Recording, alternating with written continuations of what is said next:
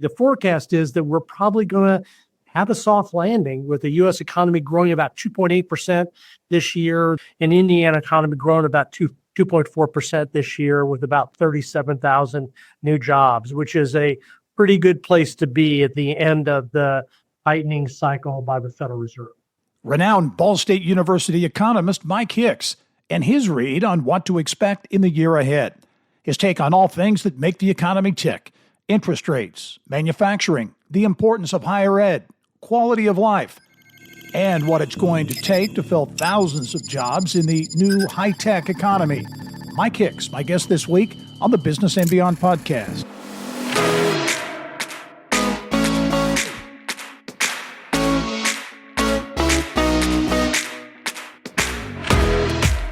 Hello and welcome to the Business and Beyond podcast presented by PNC. I'm Gary Dick. Well, if anyone has a pulse on how the economy is performing, it's Ball State's Mike Hicks. He's written 3 books, more than 50 scholarly papers, and has appeared nationally on C-SPAN, MSNBC, and Fox Business News, among other outlets. I'm pleased to be joined on the podcast this week by Mike Hicks, the director of the Center for Business and Economic Research at Ball State University. And Mike, I know you just released your economic forecast for both Indiana and the nation recently. So I know, as cold as it is outside, you're going to warm us up with some great information, right? It's good to be with you. The forecast is pretty rosy. Yeah, good. Let's talk about that as you look at both the state and national levels. Fairly optimistic. I know you do have a few dark clouds out there you want to talk about, but as we trend toward the end of January 2025, how do things look here in Indiana and for the nation? We're pretty far into this business cycle. The economy began to recover really April, May in 2020 from the big COVID spike. Unemployment rate was really high, and we've been digging out of that hole ever since. It took about 18 months for employment and GDP to get back to where it was in January of 2020, which was the last month before COVID began to run its work through the U.S. economy. And over that time period, we've seen overall GDP growth pretty robust in the high 2% to low 3% range in most quarters for both the U.S. and in Indiana. And the unemployment rate really shot down to high 3%, low 4%. And so if you look historically back over the last 50, 60 years, the economic growth rate that we've had really looks like the latter few years of the late 1990s, as most of us who are old enough to remember that do that as a pretty good period of time. In terms of labor market tightness, we really have to go back to the late 60s or early 1970s, see an extended 48-month period, for example, where the unemployment rate was under 4%. And of course, the bad news is that came along with a pretty good dose of inflation. That inflation was really caused by the combination of additional federal spending, but really looser monetary policy designed to ease the effects of COVID. I think we would have had inflation regardless of Biden spending plans or the CARES Act. Just dropping interest rates during a recession, it always risks that. And so as we look at the U.S. economy now and the Indiana economy now, we're in that final stages of a soft landing where the Federal Reserve has been raising interest rates rather aggressively from early 2022 through early 2024 to try to reduce inflation.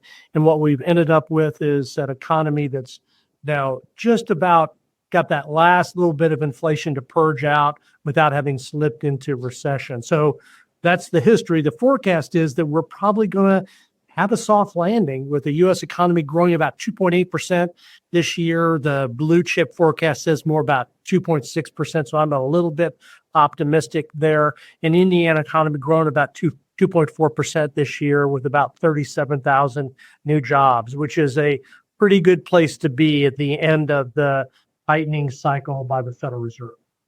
As you look, I guess I would call it kind of top line, the business news stories coming out of Indiana for the past several years in terms of economic development and some of the deals that have been landed, Lilly, SK Hynix, the semiconductor firm up in West Lafayette, a bunch of data centers, and the numbers, again, the top line thing, have been very positive. Now, those are commitments that would play out over a number of years. But as you look at those, the deals, what Indiana is able to attract, how does that figure in to your economic forecast? And maybe it's, would be something that would go beyond 2025.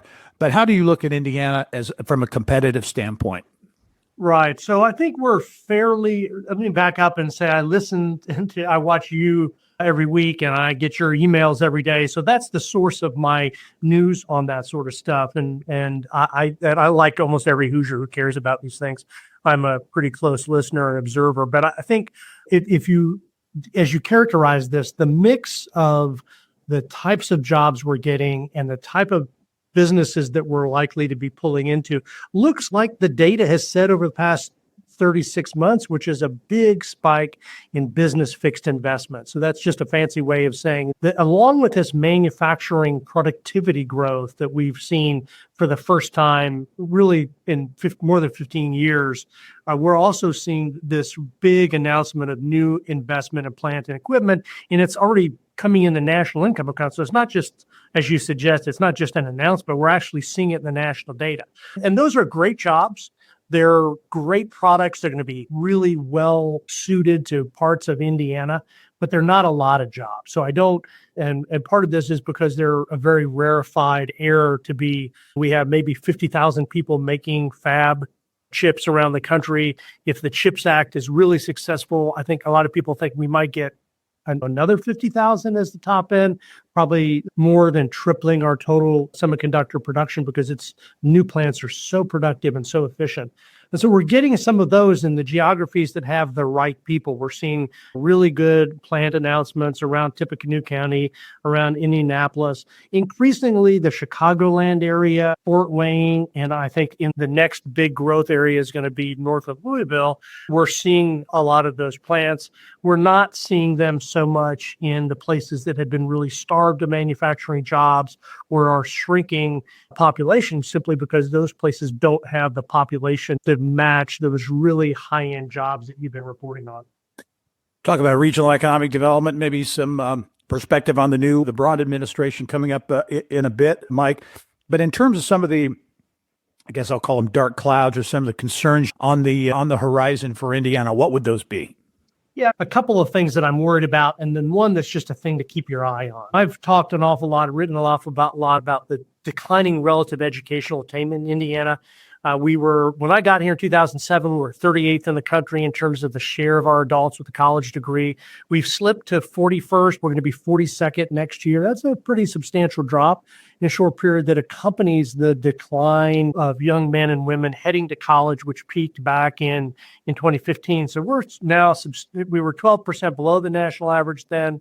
We're about 8% below the national average back in 2015. We're now about 12% below the national average. And that might, sorry to cut you off there, but I think that's interesting because that comes at a time or in the face of a lot of efforts here in Indiana to improve that number, to up that educational attainment number. I can't remember now off the top of my head what the goal is, but it sounds as though there's still challenges, maybe even greater challenges in that regard. Right. Over that time period, really, if you look back at the Daniels administration, the goal was by 2025, we were going to have near the national average in terms of educational attainment. We're farther away from that goal than we were in 2010. Now, part of it is the goalpost is moving, right? So that the nation as a whole is getting better educated. We're talking about adults with a college degree, but as with other things, we're just not keeping pace with the nation as a whole.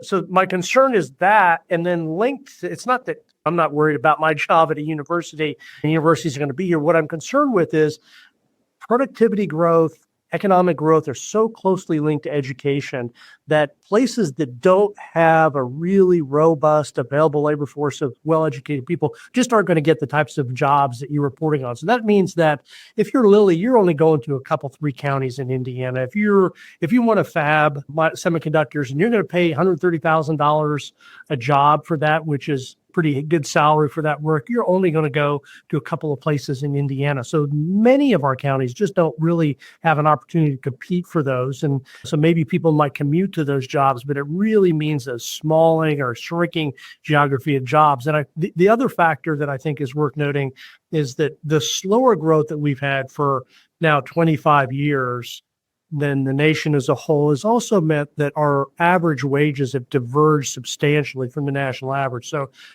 we'll take manufacturing first. Back in 2000, we were right at the national average with manufacturing wages, and now they're about 13% below the national average. So the average Hoosier factory worker in 2000 was getting paid as much as the average factory worker around the country. Now we're getting paid 87, 86 cents on the dollar. That's a substantial effect on the livelihood of those communities, which are mostly rural and where manufacturing is about a third of total employment. And overall jobs, we were a little bit below the national average back in 2000, about 5.5%. We're now about 16, 17%. So we're talking about 83, 84% of the national average. So that's a big drop. And so those are the two areas that worry me. The other area is a little bit more nuanced. If you look at manufacturing productivity, it's just a good way to think. U.S. factory employment peaked in 1975, 79. It peaked in Indiana in 73. But manufacturing production peaked last year. And so we're just really good at making stuff. And Hoosiers are very productive factory workers, very top of the world, really. And what that means, though, is as we had gone through a lengthy period without much growth in productivity. So the demand for our products was growing faster than our ability to get better at making them. That means more factory jobs. Now, productivity growth, since the big downturn with COVID, for some reason, we picked up manufacturing productivity. That's great for consumers, lower cost of goods, more profitable businesses. Remaining workers should be getting paid better, but it also means the demand for labor in manufacturing is going to shrink. So that's an area of concern for some communities who may feel those lost jobs. Yeah, I know you're not in the business necessarily to recommend remedies per se, but as you look at that average wage number and getting that in a better place and retraining the workforce to have that pipeline that's going to attract the kinds of jobs you want. You look at the academic landscape in Indiana, public institutions, be it IU, Purdue, Ball State, going down the list, public or private institutions, Rose Sullivan, Notre Dame, you can go on down the list there too. And a lot of efforts being made in the two-year institutions, Ivy Tech and Vincennes. Is there something that's missing, or is there something that you think Indiana needs to do more of to prepare that workforce of the future? I do. I think it really begins with there's a couple of areas I think of really important emphasis. The first one is that we probably ought to be getting more kids really early exposure to school. And there's a lot of evidence that pre-K, quality pre-K training and education, particularly for the poorest third of kids, really has a lifetime boost. So I think that's an important feature, and that's, of course, expensive. The second area is, and I like to also call out areas of sustain our good, solid school choice. It makes a lot more cities viable. It gives a lot more flexibility to kids. I would really like to see the emphasis on the new high school diploma to be about post-secondary preparation for everybody. A skilled trades job is great. It's rewarding. It's exciting. You can make a lot of money in it, but there's just not that many jobs. And the ones that we're going to get are really going to go to those people with some post-secondary education in the trade. So if I would tell somebody, if you want to be a plumber and you want to be good at it, it's a great, or do you need to learn to be a plumber, but you also probably ought to think about an Ivy Tech business degree so you can run that business. You can build your website. You can do all that sort of stuff.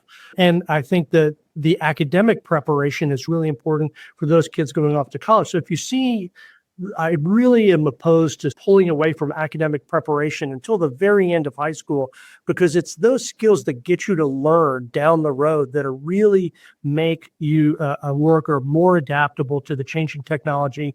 The pace of technology is not going to slack. It's not going to get easier to relearn new jobs in later years.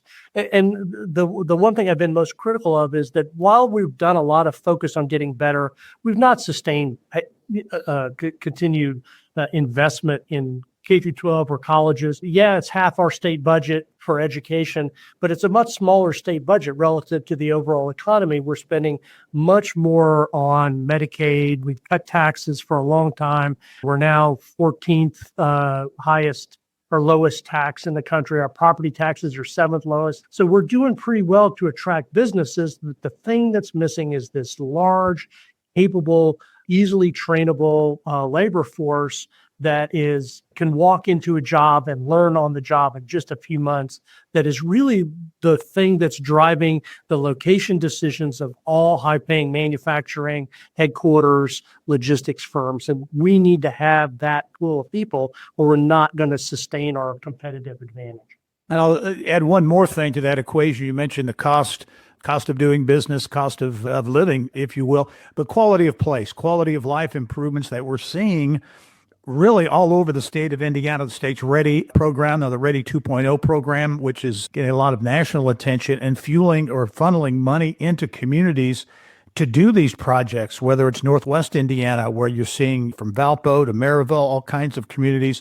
How much impact, how important do you think these quality of life projects, which are in the hundreds of millions of dollars in the aggregate around the state, really changing the landscape, how important are they?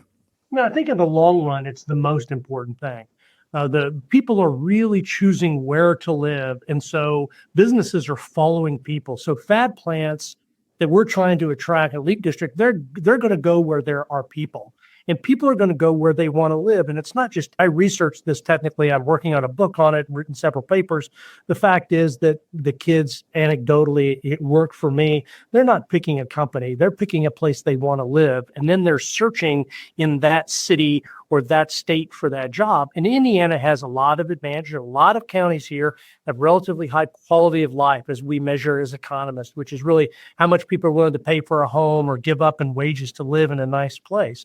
We have a lot of natural resources. We don't think we do, but we have an awful lot. And there's some really great places. We have a good park system, a lot of city parks, and as you noted, a ton of focused investment at the city level. And I'm proud that we've done a lot of research that I think helps promote that. So we're doing well in that. The one thing I think Indiana continues to lack, we don't have as many places like Carmel or Fishers as we probably should have to be a nationally competitive state like that. But you're beginning to see that build out. Madison's a great place. There's a lot more in the Chicagoland area. Gosh, Fort Wayne is just absolutely exploding and doing well. Terre Haute and Muncie are doing their best in some really difficult climates of tax availability and long-term population loss. Those are much better places than they were a decade ago. The challenge that we have remains for most mobile families is they're really looking for a great school district or good school corporation.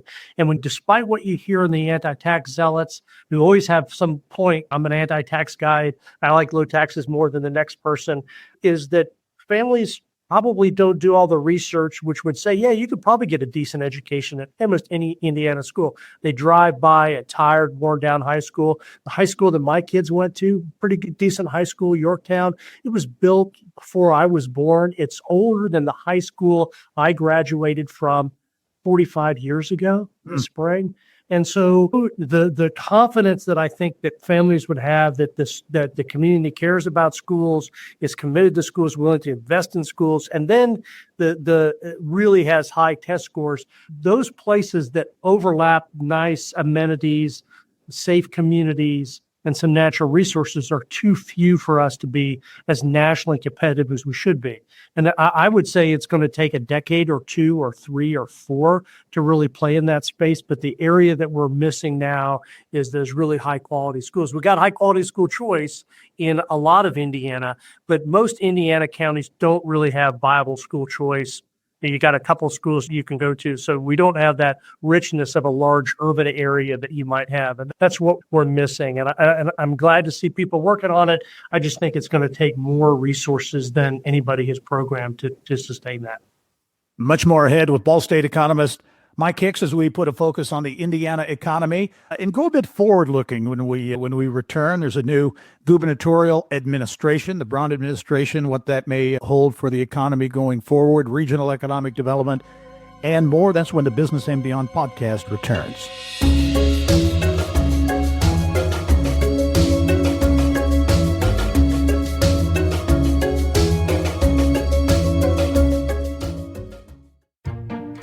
PNC Bank, we're committed to making a difference in the lives of our customers and communities by helping them move forward financially.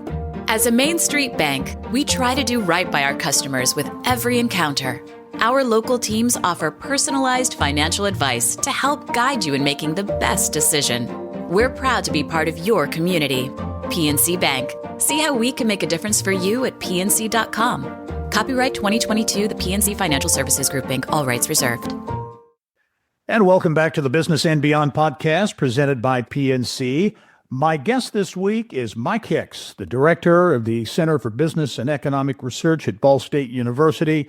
Really a go-to guy when it comes to looking at the Indiana economy, issues, trends, and the like. That's what we're doing this week on the podcast. And Mike, as we look ahead to 2025, obviously we have a new administration at the state level, gubernatorial administration, Mike Braun in as governor, and he has released kind of a general blueprint for business economic development. Your general kind of 50,000-foot view thoughts in terms of the Braun administration when it comes to business and the economy. Can we expect more of the same changes? How do you view it? Yeah, I think looking at the broad picture, there are a few really bright points in a couple of areas that haven't been fleshed out fully. The bright points are, first of all, I think his focus is on economic growth. That is what we need in Indiana. We need a lot of different ways to be thinking about that sort of stuff. If you look at I was a critic of his original property tax plan. It rolled out pretty poorly, and it's not a big confidence builder. If you look at the way he's populated state government with people and how he's organized, I think it's quite the opposite approach. It's a very solid plan, and whether or not you agree with the people who he's chosen for those positions, they're all competent people who are fully qualified for that position. So it's a great thing to see them hitting the ground running with a competent staff. They're organizing into a more cabinet position, which was not terribly different from what the state had done before, but at least it formalizes that. So it gives, I think, for example, a Department of Commerce maybe has a better snapshot of the other things that are happening in the state than they may have done before in housing development and elsewhere. And I know that's going through some changes. It would be inappropriate for the legislature not to have some ideas that would improve it. But generally, it's probably an 80%, 90% good plan right from the start. And so I like his continued focus on being a business-friendly state. I think that's an important thing to do. I do think that one of the challenges in Indiana is to explain what economists have been uncovering about economic growth in developed countries, not just the U.S., but Canada and Germany, Great Britain, France, over the past 40 years. And what we're seeing in the developed world is a couple of big differences from when the governor and I were young men. And that is that, people are no longer following jobs. So a really strong business attraction program is not going to add more people. And if you attract a new business into a place that already has a low unemployment rate, you're just causing other businesses to lose their employees to this new factory. And that's okay. That's a free market. But if you're subsidizing the new facility, I think the incumbent employers might be a little bit disappointed at that. And if we're living in a world where people are moving to places that they want to live, a couple other things are also true. They're tending to move to higher quality of life places. So the quality of schools, the amount of money spent per student are really big indicators of population growth in the United States. 40 years ago, taxes would disincentivize people to go to a place. Now they don't. There's no statistical relationship on its own for taxes and population growth. It's really people are valuing those public services. And you think about what are the things that I want in my home? I want a safe neighborhood. I want good schools. I want a high quality street service. I want efficient local government. And then once I get those, I'll start worrying about where the taxes are really being spent efficiently. If I don't get those, I don't stay in the community. I don't go there. And so I think if you're thinking about how we adjust taxes in Indiana and what SB 1 has with property taxes, again, we're seventh in property taxes, seventh lowest. We're 26th lowest in sales tax, and we're like 34th lowest in income tax. So why are we focusing on property taxes? Is that when population growth is happening in the high property tax effective tax rate location. So I think a better focus on what are the public services and tax rate that people like to move to would be more useful. And I like federalism. I like Indiana to be able to make its decisions independent from the federal government telling them how to do school choice and the like. I also like counties and municipal governments to be able to have a lot of flexibility. We can learn from them. So places that are doing a good job, other places can mimic. Places that make mistakes, other places can avoid. And I think that having a one-size-fit-all property tax plan and structure doesn't really accommodate that. So I'll just end by saying I think Indiana is too much focused on just satisfying the types of business environment issues that were important in the 1960s and 1970s when Governor Braun and I were younger. And we need to focus more on it, doing things to attract the people that are going to fuel that business growth. So if Indiana could sustain population growth, we've been okay the last few years. 75-80% of it is immigrants. So I'll have to wonder how that's going to turn out. If we could start attracting, 50,000 residents or keeping 50,000 more highly educated people from leaving Indiana, the way to do that isn't so much by bringing in the fab plants. It's by making communities that people want to live in, and the fab plants will come here. And I think that Carmel isn't for everybody, but the model of making yourself a place to live is for every community in Indiana. One of the areas that the Braun administration and new Secretary of Commerce David Adams has talked about a fair amount is putting a focus on more regional, localized economic development around the state of Indiana. In your view, how important is that? And I guess that would get in maybe to rural economic development. And I know there are a number of areas around the state in some of these rural areas that certainly I would say are suffering, or you're not participating in maybe some of the good things happening in other parts of the state. How important do you think it is to really put a focus and perhaps resources in some of these rural areas? I think it's really important to have that political discussion, because the places that are struggling in Indiana, this is a hard thing to say, but it's an unfortunate truth. Largely, it's a consequence of ineffective local government there. Local government being schools, being just the ability to maintain a community that people want to live to. And it's not the current mayor or the current county commission.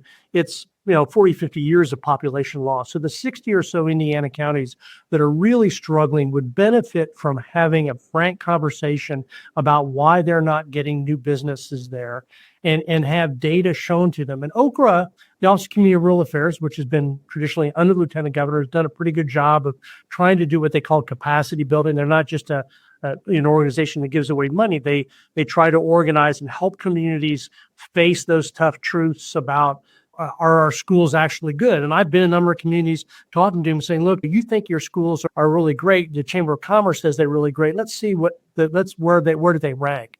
And it's oftentimes very shocking to folks and has them go back to the table. At the same time, it's important, I think, for rural communities across the state to think about connecting themselves to an urban center. That's where most of the jobs are going to be. That's where factories are going to go on the urban core, where land is less expensive, but they can access workers from all directions. And so it'd be really important for rural places to think about what's the city that they connect to, because the success of Jay County or Randolph County on our eastern border is really dependent upon the success of Muncie. If you're Vermilion County, if you're in the Terre Haute area, your success really depends on the success in Terre Haute and what's happening there, or people being attracted there. So we're in an environment where Hoosiers commute much longer distance than the average American. We're willing to go a long way for a job. And I think that the focus on regions is really critical, but it can't just be business attraction. It has to go back to fundamentals. And that's the thing I hope that the new governor and his staff really go back to focusing on fundamentals. And the organization of government will help that, because if you're in Secretary of Commerce, you've got a whole suite of agencies that are going to talk about very similar things: workforce development, housing availability, the condition of roads, all of the things that are going to build into a site selection decision. And at the end of the day, the biggest one is going to be, are there enough people there? And all those other things have to be working together to make the population improve in those areas, at least turn around the tide of loss. If we could just sustain population in rural places for the next decade, that would be a big victory. Mike Hicks is the director of the Center for Business and Economic Research at Ball State. University. Mike, it's always great to catch up with you. Really appreciate a super perspective that you've provided this week as we look ahead to 2025 and beyond. And I look forward to seeing you soon. Right. It's great to be with you. Appreciate everything you do. Keep sending those daily emails. All right. And thank you for joining us on this episode of the Business and Beyond podcast presented by PNC. We are a weekly conversation with achievers in business, sports, academic, university, entertainment, you name it. We talk to a lot of people making things happen around the state of Indiana, and you can check out all of our episodes. We're up around 200 episodes now, and also get Indiana business news 24/7. All you have to do is go to InsideIndianaBusiness.com. I'm Gary Dick. Thanks for joining us. We'll see you next time.